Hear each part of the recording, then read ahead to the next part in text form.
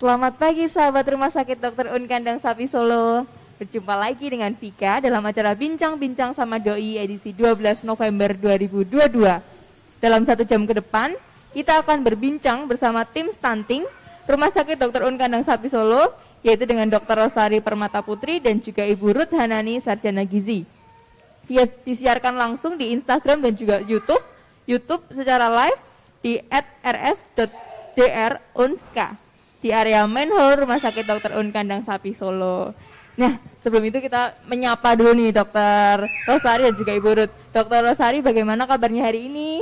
Baik sekali, terima kasih. Ya. Lalu untuk Ibu Ruth, gimana kabarnya hari ini, Bu? Baik juga Mbak Vika. Mbak Vika juga baik ya. Puji Tuhan, baik juga. Terima kasih untuk waktunya disempatkan untuk berbincang nih sama Doi pada pagi hari ini. Nah, semoga sahabat di rumah juga sehat selalu ya. Kali ini kita akan membahas tema yang menarik, yaitu stunting. Yuk kenali, cegah, dan atasi. Sahabat di rumah sudah penasaran banget ya pastinya.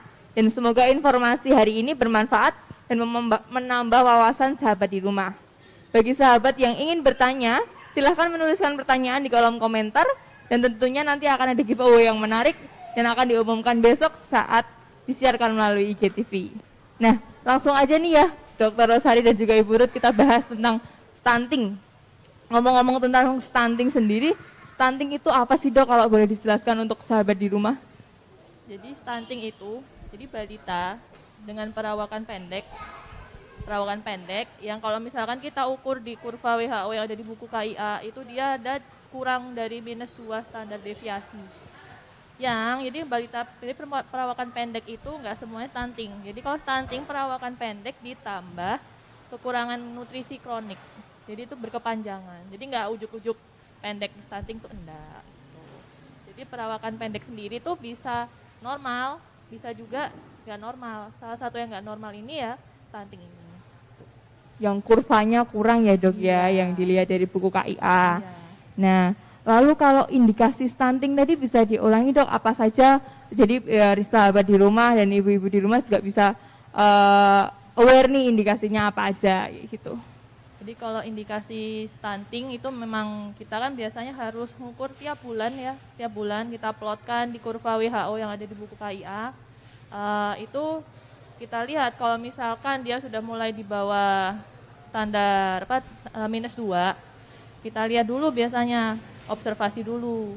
Kalau misalkan dia mungkin nggak nambah-nambah, bolehlah kita konsulkan mungkin ke dokter dulu, baru kalau misalkan perlu ke dokter anak.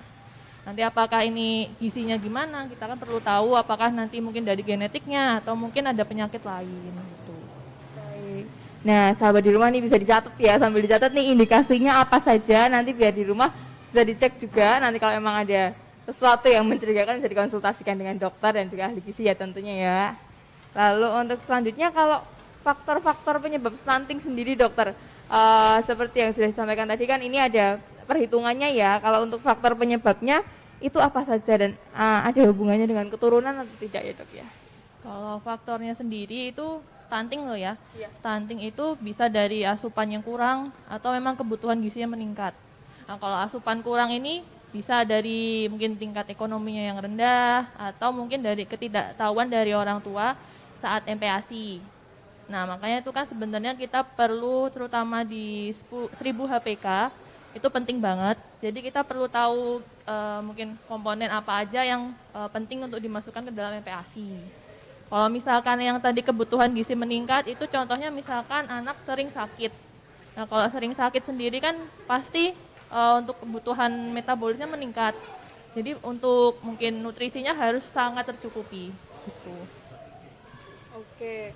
Baik Dok, berarti dari faktor-faktor yang saya sampaikan tadi, sahabat di rumah juga bisa menanggapi lewat komentar, lalu nanti bisa disampaikan juga dan kami sampaikan kepada dokter dan juga Ruth sebagai ahli gizi.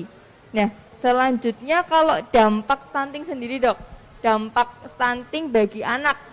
Bagi anak itu dampaknya yang dirasakan langsung apa Dok? Mungkin kalau dirasakan langsung mungkin enggak ya, tapi jangka panjang sebenarnya. Kalau stunting itu karena dia sudah ada kekurangan gizi dulu, pasti berat badannya kan mungkin agak ngikut juga ya, berat badannya pasti kurang. Terus nanti juga dari berat badan kurang itu imunitasnya turun, sering sakit, nanti tambah kurang lagi kalau nggak dibenerin. Dari mungkin gizi kurang itu juga kan hormon pertumbuhannya dia akan menurun. Nah hormon pertumbuhan sendiri kan bisa dari pertumbuhan tinggi badan, ikut mungkin seret, terus mungkin pertumbuhan otak dan mungkin jaringan tubuh juga mungkin juga bisa kurang. Jadi pengaruh ke kecerdasannya di dewasa nanti kayak gitu. Atau mungkin kadang kalau misalkan ada mungkin ya orang yang mungkin gemuk, itu mungkin juga sebelumnya bisa aja dulunya mungkin kurang, jadi jaringan lemaknya mungkin kesimpan.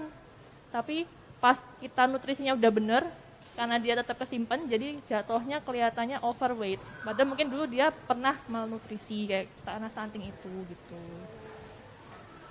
Oke, baik. Terima kasih dokter untuk jawabannya. Jelas ya bagi untuk sahabat dokter Unkandang Sapi Solo yang sudah mendengarkan pada pagi hari ini. Dampaknya itu tidak langsung dirasakan saat itu juga, melainkan jangka panjang. Berarti nanti dirasakan juga sampai dewasa ya dok ya. Benar. Ini kebetulan juga ada pertanyaan yang langsung menanggapi dari dokter dari Lestari 1509990 _ Tadi pertanyaannya, apakah stunting mempengaruhi ketika sudah dewasa? Berarti berpengaruhnya ke bagian apa aja sih dok untuk stunting sendiri di usia dewasa nanti? Untuk dewasa mungkin yang kelihatan karena mungkin pertumbuhan otaknya berkurang ya, maksudnya seret, itu juga pasti nanti akan kognitifnya, kecerdasannya berkurang dibanding anak normal yang nggak stunting. Nanti kedepannya saat dewasa mungkin juga dia kapasitas kerjanya juga beda sama yang orang normal, jadi mungkin lebih rendah gitu, lebih ke SDM di masa dewasanya juga. Jadi mungkin kayak contohnya mungkin kalau sekolah cuma nyampe-nya sampai mungkin tingkat SMP atau mungkin SD, atau mungkin nanti pas kerjanya juga jadi mungkin nggak kuat, mungkin cuman bisa jadi maaf kuli atau apa gitu. Jadi dari lebih ke kognitif ya dok ya. Untuk fisiknya sendiri akan berpengaruh atau tidak dok? Maksudnya lebih lemah atau kan untuk ukurannya mungkin lebih pendek ya dok ya. Iya. Lalu untuk ketahanannya sendiri atau lebih lemas kah atau lebih mudah capek kayak gitu dok? Mungkin lebih bisa juga imunitasnya turun, dan mungkin tadi salah satu karena yang saya sebutkan jadi seperti obesitas, mungkin jadi penyakit yang tidak penyakit kronis seperti diabetes, jantung itu jadi meningkat seperti itu. Baik, terima kasih dokter untuk jawabannya. Lalu untuk ini pertanyaan selanjutnya, gejala awal stunting sendiri itu dapat dideteksi semenjak kapan dok? Jadi mungkin deteksi sudah tahu oh anak ini akan stunting itu dari kapan? Mungkin bisa dijelaskan dokter? Sebenarnya kalau mau lihat itu mungkin bisa dimulai dari usia pas bayi 3 bulanan. Jadi kita kan setiap bulan tuh harusnya ngeplot di kurva itu ya, kita harus lihat oh ini sudah cukup atau belum, terus nanti kenaikan per bulannya seperti apa. Nah kalau misalkan kenaikannya itu tidak cukup, tidak adekuat, itu perlu sebenarnya dikonsultasikan terutama ke dokter anak. Jadi apakah nanti biar dokter anaknya akan mengintervensi, perlu mungkin tambahan makanan atau mungkin dari menyusunya dibenerin seperti itu. Baik, jadi sahabat dokter Unkandang Sapi Solo yang sudah menyimak dari rumah atau sudah ada adik-adik di rumah yang usianya udah mulai 3 bulan, bisa mulai mengawasi ya Bu dan dokter untuk kurvanya sendiri yang di buku KIA. Nah, ini banyak sekali nih sahabat dokter Unkandang Sapi Solo yang tertarik dengan tema ini, sudah banyak sekali pertanyaan. Nah ini saya beralih ke Burut dulu nih, ada pertanyaan dari Purnomo _AAD. Nah itu pertanyaannya, apabila ibu hamil, jarang minum vitamin dan jarang makan makanan bergizi, bisa pengaruh enggak sih nanti anak yang dilahirkan itu akan terkena stunting? Monggo silakan Ibu Ruth. Oke. Jadi tadi yang ditanyakan tentang ibu hamil ya Mbak ya, kalau asupannya itu tidak adekuat atau kurang. Ya. Tentunya itu sangat mempengaruhi nantinya pada kualitas anaknya ya. Jadi kalau misalkan kita boleh runut, stunting itu sendiri seperti yang sudah dikatakan oleh Dr. Rosari tadi, kejadiannya tuh nggak ujuk-ujuk tiba-tiba si anak ini tuh stunting gitu kan. Tapi ini kejadiannya itu runtutannya panjang. Bahkan kalau boleh disampaikan, bisa jadi awal mulanya adalah ketika si ibu ini masih remaja atau masih mungkin menjadi calon pengantin.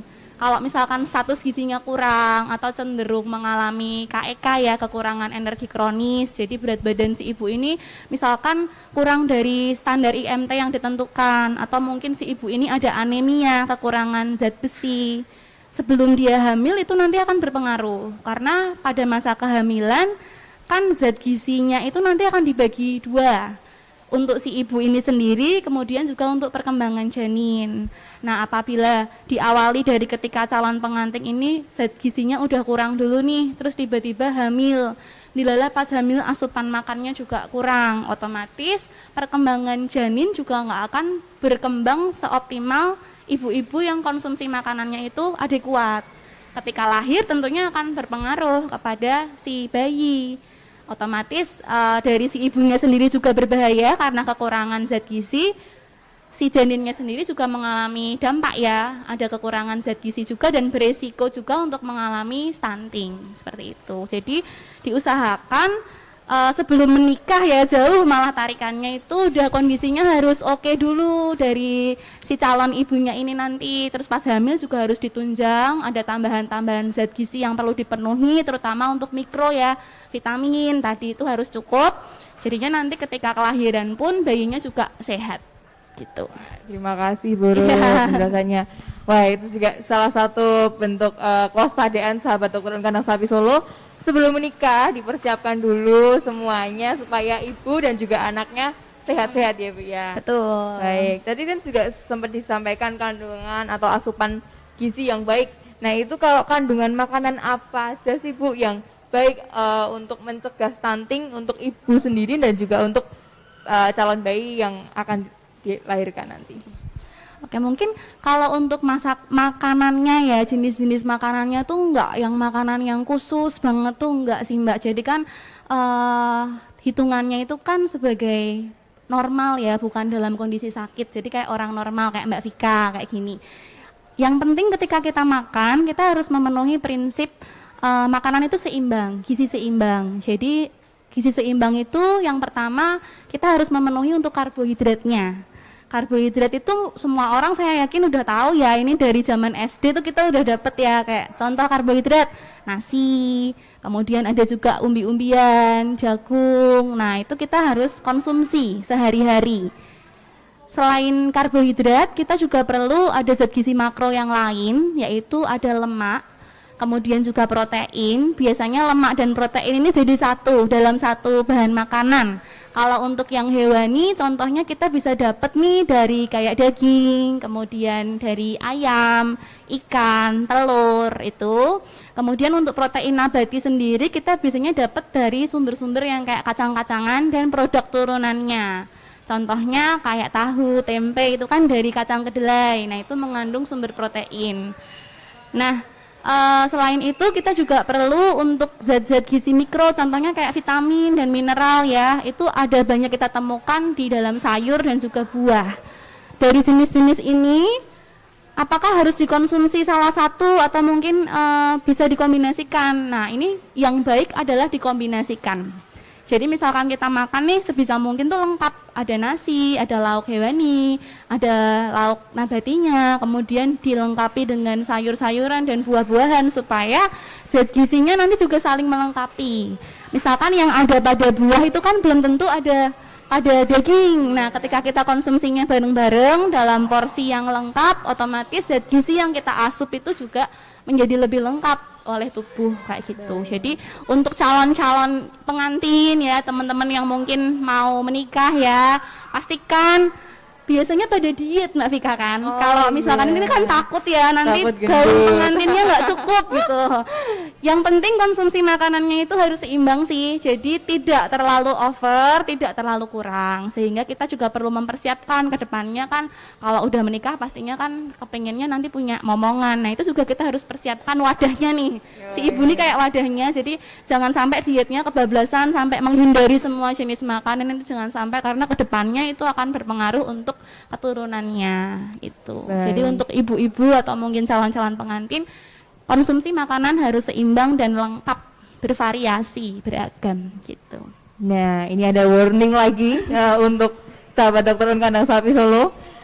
untuk yang belum menikah kalau diet jangan sampai kebablasan ya Bu Ruth ya. Biasanya kan pengen terlihat langsing, daunnya nggak cukup, biasanya kan gitu kan. Iya betul banget. Harus sesuai yang penting. Ya, harus sesuai lengkap sesuai kebutuhan setiap hari ya Bu Ruth ya.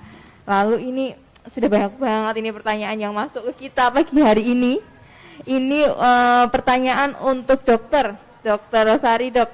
Untuk bayi yang lahir prematur sendiri itu lebih rentan terkena stunting atau tidak ya Dok ya? Mungkin bisa dijelaskan Dokter? Kalau bayi prematur itu ya memang salah satu faktor resiko untuk nantinya ke depan bisa stunting kalau misalkan intervensinya nggak adekuat. Jadi pasti bayi prematur, mungkin bayi yang beratnya memang lahir mungkin usia kehamilan normal tapi beratnya kurang, itu pasti harus diintervensi. Jadi di tata laksana secara khusus didampingi.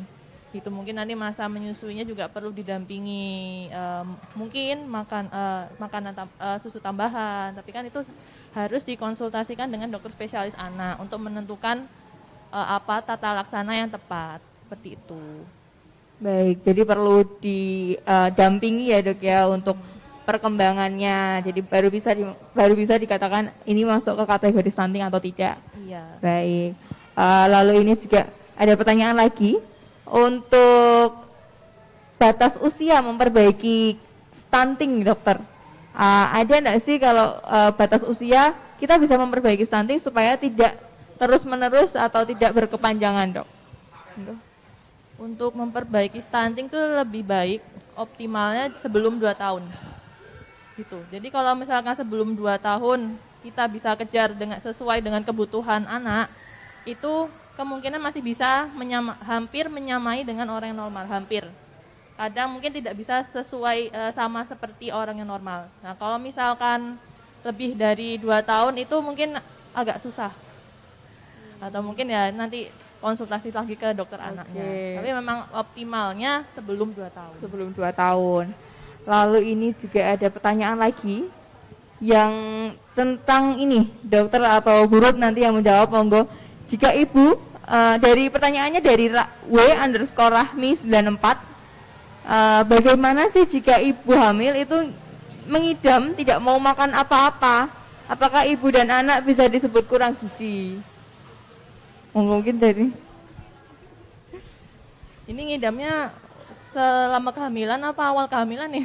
Wah ini dari W_Rahmi tidak menyebutkan nih Dok berapa lama. Karena kan biasanya kalau trimester awal wajar ya, memang ya itu memang problemnya sih.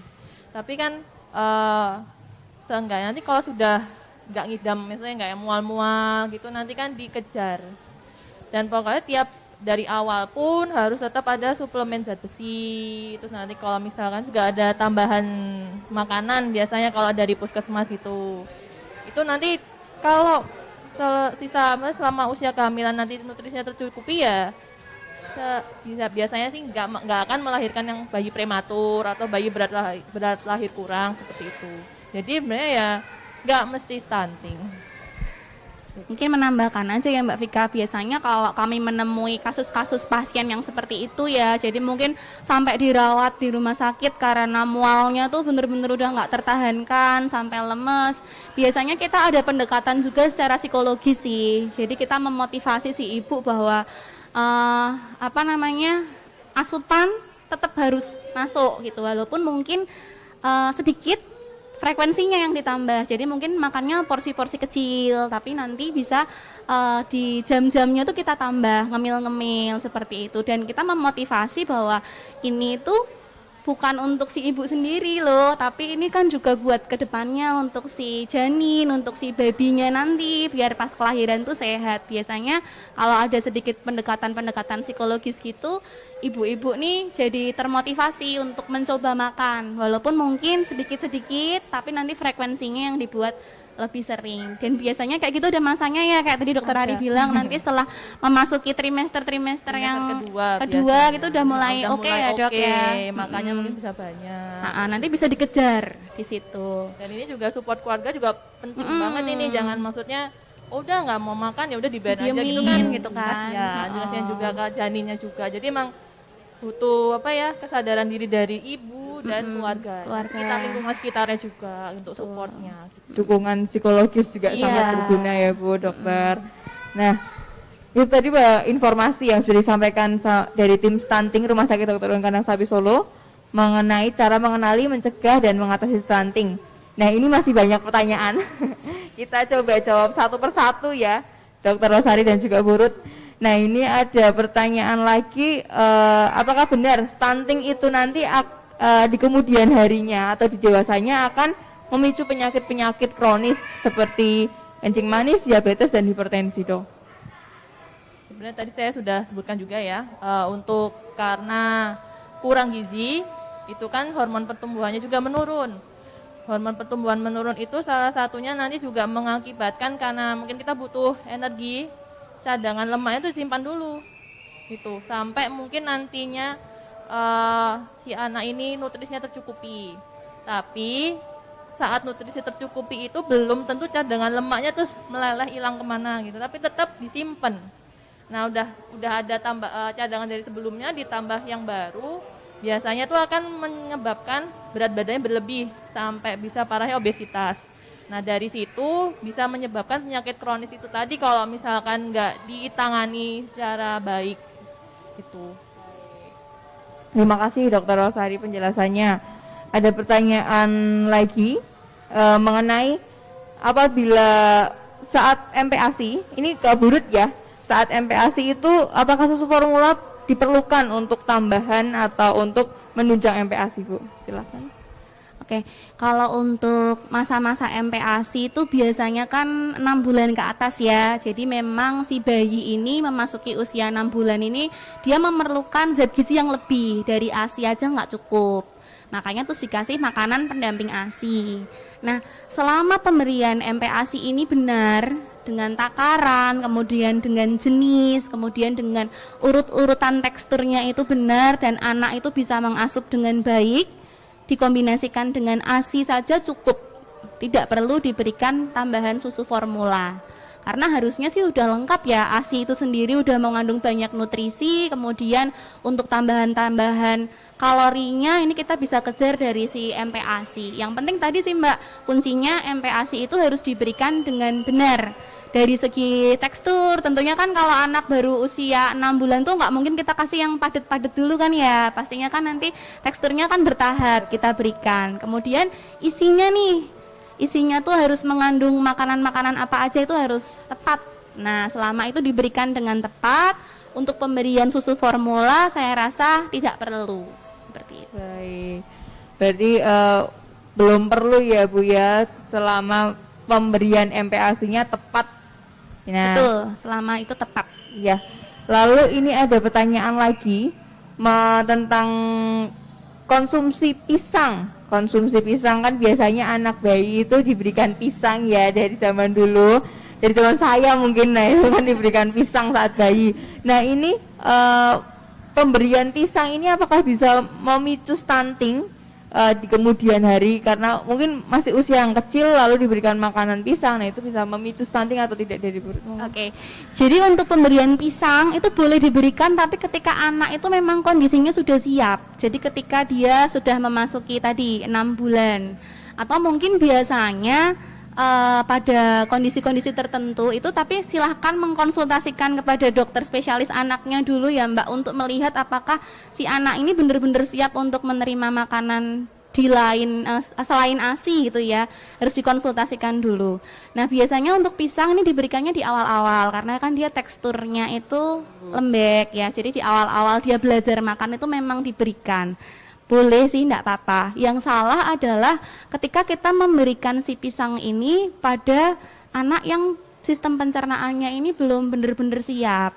Ketika nanti itu diberikan pada kondisi pencernaan yang belum siap, yang terjadi nanti akan terjadi malabsorpsi. Jadi kayak sistem pencernaannya menjadi terganggu.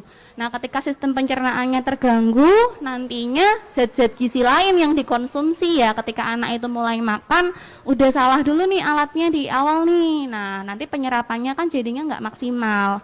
Penyerapan zat gizi yang nggak maksimal ini bisa memicu terjadinya stunting. Tapi sekali lagi kan stunting itu kan dia itu kekurangan zat gizi yang sifatnya itu kronis ya. Jadi udah terminal banget, udah yang parah banget ya. Jadi mungkin dampaknya nggak langsung stunting tapi bisa jadi ke kekurangan zat gizi yang lain, kayak misalkan gizi kurang atau gizi buruk dulu kayak gitu. Boleh nambahin sedikit ya? Silakan dokter. Kalau pisang, intinya buah atau sayur tuh boleh diberikan saat MPASI hanya untuk pengenalan. Jadi yang utama itu tetap ada mengandung karbohidrat, protein dan lemak. Jadi kalau pisang itu kan tidak ada proteinnya juga, itu cuma hanya pengenalan. Jadi untuk buah atau sayur yang tinggi serat itu sebaiknya hanya pengenalan saja, tidak sebagai makanan utama karena seperti yang Bu Ruth bilang tadi, dia juga bisa menghambat penyerapan zat mikronutrien, salah satunya zat besi, seperti itu, zat besi dan seng. Itu kan penting banget sebenarnya untuk pertumbuhan anak. Itu Mbak Ika. Nah, sudah ditambahkan juga sama dokter, sahabat dokter Kandang Sapi Solo di rumah, bisa dicatat tadi ya, yang perlu atau yang perlu di note kandungan yang harus dikonsumsi adik apa aja, nanti bisa dicatat lalu diterapkan di rumah ya tentunya ya. Jangan buru-buru sih Mbak, kadang tuh orang tua mikirnya kan nangis tuh lapar gitu ya dok, padahal kan nangis tuh ada banyak situasi dan kondisi gitu, jadi jangan karena terus nangis terus merasa ih anakku tuh lapar harus segera dikasih makan gitu. Jadi, jangan buru-buru ini. Iya. Adik mah dikasih makan ya ngikut-ngikut aja ya Bu ya. Baik, sangat jelas ya penjelasan dari Dr. Rosari dan juga Ibu Ruth pada pagi hari ini. Nah ini juga semakin banyak pertanyaannya. Semakin siang semakin banyak pertanyaannya. Nah ini ada juga dari Happy Mom _7919. Untuk red flags atau tanda bahaya dari gejala stunting itu apa sih dok yang bisa langsung diwaspadai atau benar-benar wah bahaya nih, bisa langsung dibawa ke rumah sakit atau gimana? Mungkin bisa dijelaskan dari dokter atau Ruth? Mungkin jelasin sedikit aja ya, karena kan sebenarnya kompetensinya ke dokter anak. Untuk deteksi sebenarnya dilihat dari pertama tuh kenaikan berat badan. Biasanya kan harusnya dia grafiknya naik, walaupun yang di hijau muda atau hijau tua, walaupun kelihatannya normal. Tapi kalau misalkan dalam mungkin paling nggak 2 bulan aja udah kenaikannya atau nggak cukup, nah itu tuh perlu waspada sebenarnya. Nanti kalau misalkan diterusin terus kok stagnan atau lagi turun, nah itu nanti ke depannya takutnya bisa jadi stunting. Jadi sebenarnya pentingnya untuk memantau berat badan, tinggi badan tiap bulan untuk anak tuh itu gitu. Mencegah terjadinya kenaikan berat badan yang nggak adekuat. Baik, jadi berarti kita lihat lagi di buku apabila memang perkembangannya kurang atau melambat bahkan menurun, bisa langsung dikonsultasikan dengan dokter spesialis anak ya dok ya. Nah, lalu ini untuk treatment atau stimulasi untuk anak yang sulit untuk makan, mungkin sulit mengonsumsi. Ini pertanyaannya dari sebentar.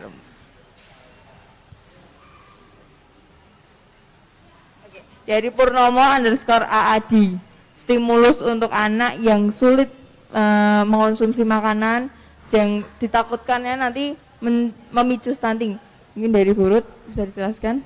Biasanya memang anak-anak tuh problemnya gitu ya, makannya tuh susah, terus kayak pilih-pilih gitu, apalagi di usia 3 sampai 5 tahun tuh biasanya mereka kan kepengennya tuh cuman makan apa yang mereka mau, yang didoyanin doang. Nah untuk triknya itu kembali lagi ke orang tuanya sih Mbak Vika, jadi orang tuanya atau mungkin pengasuhnya itu harus kreatif dalam menyajikan makanan. Contoh si anak ini tuh gak suka sayur gitu ya, nah dia misalkan sukanya telur.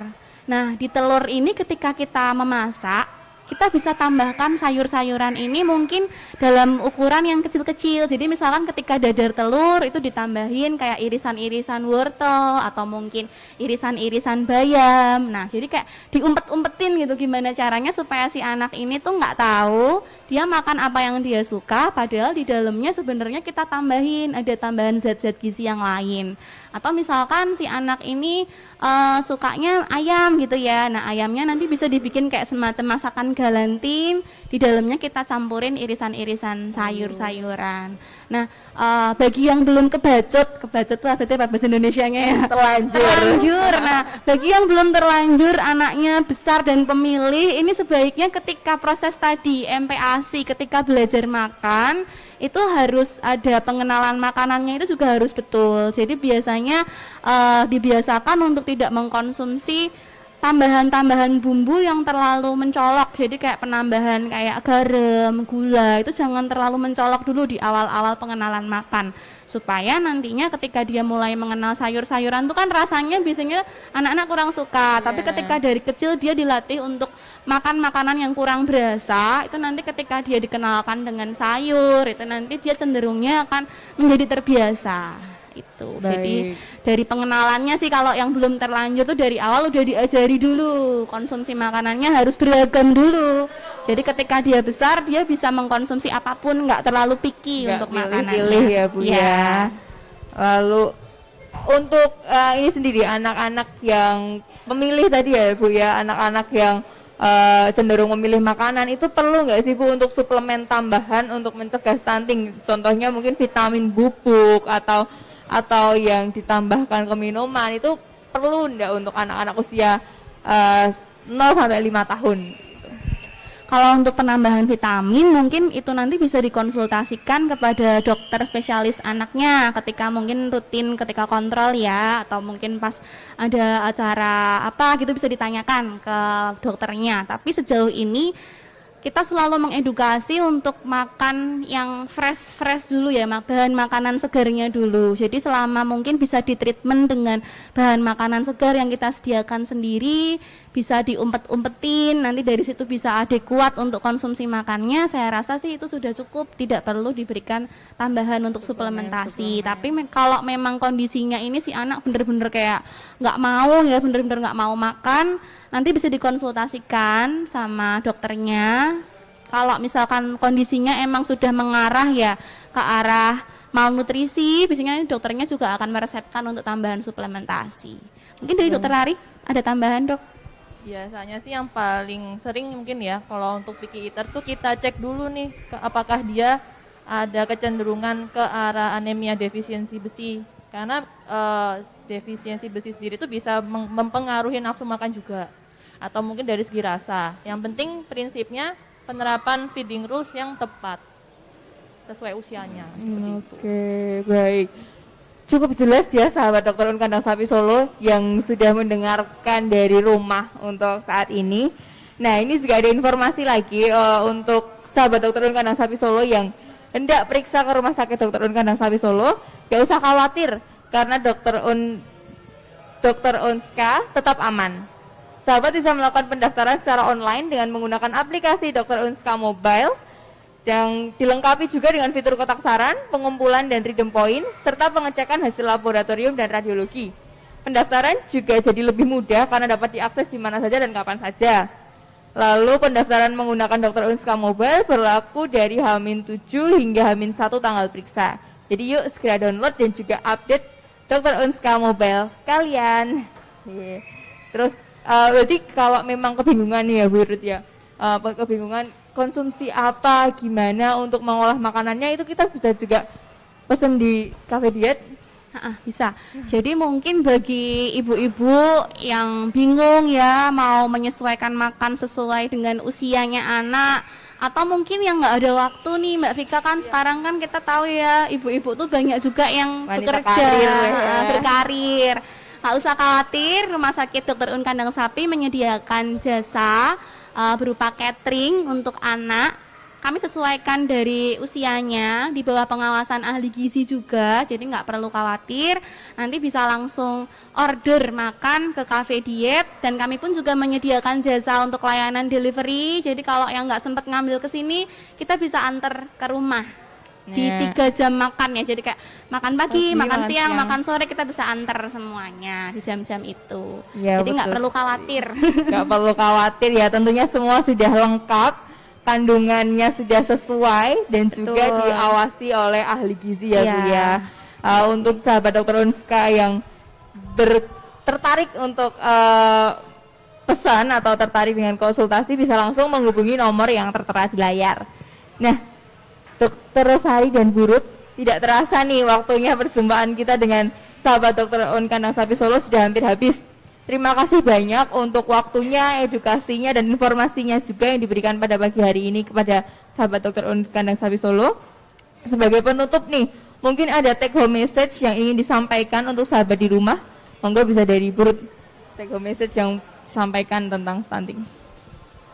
Mungkin kalau yang mau disampaikan ke teman-teman yang ada di rumah semua, yang penting konsumsilah makanan ya, baik yang calon pengantin, ibu hamil, atau mungkin untuk adik-adik yang baru belajar makan, konsumsi makanan sesuai dengan usianya, harus tepat.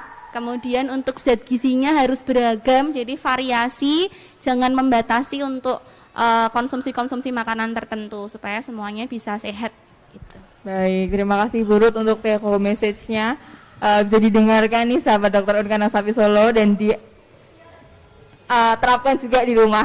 Lalu untuk Dokter Rosari mungkin ada take home message yang bisa disampaikan kepada sahabat. Jadi untuk mencegah stunting, seperti yang dibilang Bu Ruth tadi, dari ibu hamil udah mulai ya 1000 HPK, itu kan dari kehamilan dan sampai usia 2 tahun. Pemantauan kehamilan rutin tiap bulan harus dilakukan.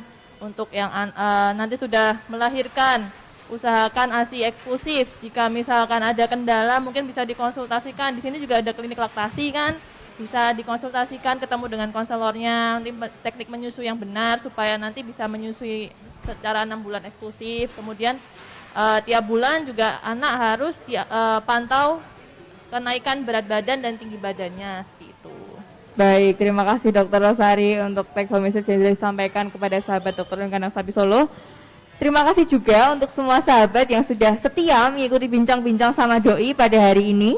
Pemenang giveaway akan diumumkan besok melalui postingan IGTV dan stay tune di Instagram @rs.drunska ya. Jangan lupa minggu depan kita nonton lagi, ketemu lagi di bincang-bincang sama Doi selanjutnya.